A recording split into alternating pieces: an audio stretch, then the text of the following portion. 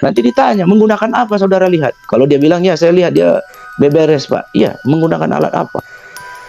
Saudara Berarti ini jadi akan saksi. menjadi bumerang untuk tersangka MR, Pak ya? Akan menjadi bumerang buat dia. Kenapa? Karena dia sudah mengaku.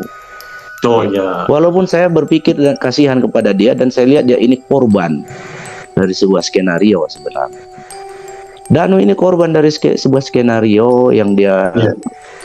tidak pahami gitu ya. Mungkin dia butuh uang atau apa gitu kan. Tapi ya sudahlah, kita lihat saja. Mudah-mudahan keadilan bisa terselenggara di ruang sidang pengadilan Subang. Penyajian hasil forensik. Nah, ada nggak DNA Rigi dan Abi? Ya kan? Jika tidak ada, Ya. kan pertanyaannya kapan dia melakukan itu? Jaksa harus membuktikan bahwa dia telah melakukan pembersihan terhadap DNA atau sidik jari di lokasi kejadian. Begitu. Betul. Siapa saksi yang bisa menerangkan itu?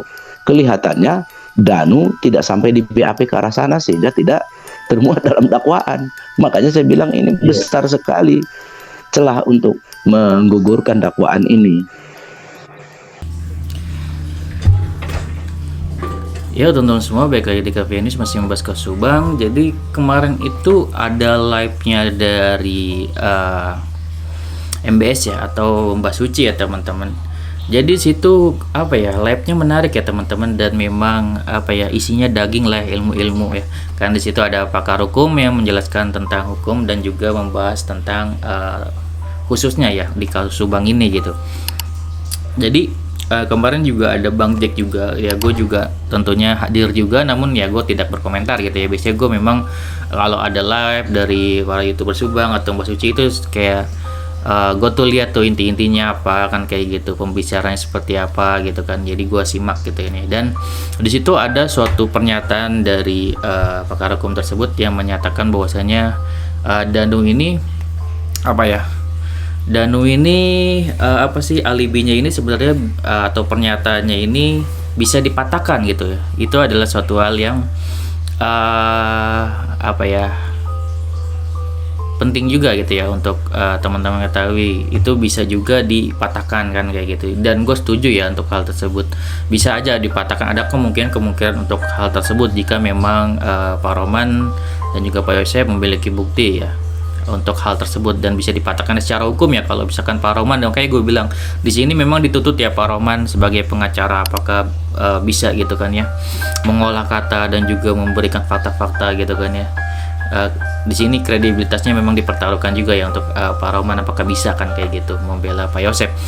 Dan juga di sini kalau secara hukum tadi udah dibilangnya pakar hukum itu masih bisa gitu kan, dan mungkin masih muda ya untuk dipatahkan untuk Danu.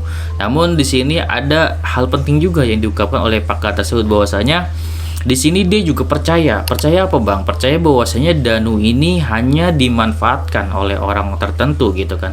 Hanya dimanfaatkan, entah itu Pak Yosef ataupun orang lain gitu kan ya. Mungkin ya kategorinya mungkin apa karena uang, apa karena apa, jadi dia mau membantu melakukan hal tersebut. Dalam kategori ini di sini pakar hukum ini yang dihadirkan itu juga percaya bahwasanya Danu ini hanya dimanfaatkan gitu. Artinya dia juga percaya bahwasanya Danu ini bukan pelaku utamanya. Artinya benar-benar ada orang yang apa ya, benar-benar sebagai pelaku utamanya atau dalangnya ya, entah itu Pak Yosef ataupun bukan kan kayak gitu. Seperti itu. Itulah apa ya, pembahasan yang sangat bagus banget, juga menjelaskan tentang hukum-hukumnya seperti apa kan kayak gitu, dan juga situ ya daging semua ya isinya. Jadi tidak mengkreditkan dari pihak manapun ya. Jadi kita di sini membahas ilmunya aja gitu, tentang hukumnya gitu kan, seperti itu. Dan tentunya dari orang tersebut sebagai apa ya, ahli hukum juga berpendapat sesuai pendapatnya sendiri, dan di situ pendapatnya sendiri menyatakan bahwasanya ya itu ya, kesimpulannya Danu ini juga hanya dimanfaatkan oleh orang lain kan kayak gitu. Jadi dia juga memiliki pemikiran seperti itu ya teman-teman. Dan juga memang secara hukum juga bahwasanya untuk pernyataan Danu ini masih bisa dipatahkan ya untuk secara hukumnya tersebut gitu. Dan itu lah gue menyetujui juga ya teman-teman, karena kalau menurut gue pribadi ya, sebagai yang pengawal Kota Subang juga, untuk pernyataan Danu ini akan kuat jika ada kayak pernyataan lain, saksi lainnya, atau ada barang bukti yang sangat menguatkan. Itu memang menjadi kuat pernyataan Danu. Dan sekarang ini kalau misalkan hanya pernyataan Danu aja, itu kurang kuat gitu kalau misalkan tidak dikuatkan oleh hal-hal yang lainnya. Di sini sih kalau Kombes Pol Surawan ya, yang gue tahu ini kita lihat ya, sangat mungkin udah mulai mempercayai Danu ini, karena apa yang dia katakan ini konsisten dan sesuai dengan barang-barang bukti di TKP kan, kayak gitu kan. Kalau misalkan dari dari kepolisian Polda kayak Kombes Pol Surawan, tentunya tidak hanya melihat kata-kata tapi melihat fakta yang ada gitu kan, melihat bukti yang ada, kata-katanya konsisten nggak, kata-katanya sesuai nggak gitu kan gitu. Jadi nanti Kombes Pol Surawan juga akan melihat barang bukti dari kan saksi ya, saksi kuncinya juga kan seperti apa gitu kan ya. Kalau Danu ini kan jadi saksi terdakwa, setahu gue kan ada 5 alat bukti ya, saksi ahli, saksi kunci, saksi terdakwa, juga petunjuk dan juga surat gitu ya. Jadi Danu ini kan sebagai nanti kan sebagai saksi terdakwa gitu kan, entah nanti saksi kunci ada lagi. Kalau misalnya Kombes Pol Surawan bilangnya kan saksi kunci ada ya, cuman mungkin masih disembunyikan atau gimana, ataukah itu dia hanya membual aja, gue nggak tahu ya, apakah nanti benar-benar ada gitu kan saksi kunci yang benar-benar melihat gitu kan ya. Terus barang-barang bukti ya sudah teman-teman nggak tahu ya, kalau infonya kemarin kan ada beberapa alat bukti ya, dan banyak gitu ya, itu harus benar-benar nanti di perkara utama tentunya harus ditunjukkan barang-barang bukti yang ada. Terusnya dari saksi ahli tentunya nanti Dr. Hasri juga harus hadir ya di situ. Terus kemudian ada saksi kunci mungkin tentang OOJ, itu juga nanti kan ada gitu kan ya. Yayasan tentunya juga ada untuk saksi-saksi kuncinya gitu kan ya.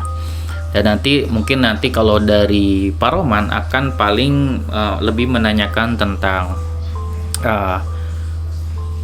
barang bukti nih, misalkan golok segala macam itu kan tidak ditemukan. Andai pun ditemukan pun Paroman juga akan menanyakan gitu kan seperti apa. Namun kan di sini kan itu kesulitannya ya dari pihak kepolisian, bahwasanya barang-barang bukti yang sudah lama dan kemungkinan besar memang sudah dibuang gitu kan ya oleh para pelaku, bahkan CCTV juga disabotase, itu kan kesulitan dari pihak kepolisian gitu kan. Namun di sini memang kita harus yakin ya, sebagai pendukung dari Polda Jabar yang ingin mengungkap ya kasus ini, harusnya kita percaya bahwasanya yang namanya alat bukti itu nggak hanya satu gitu,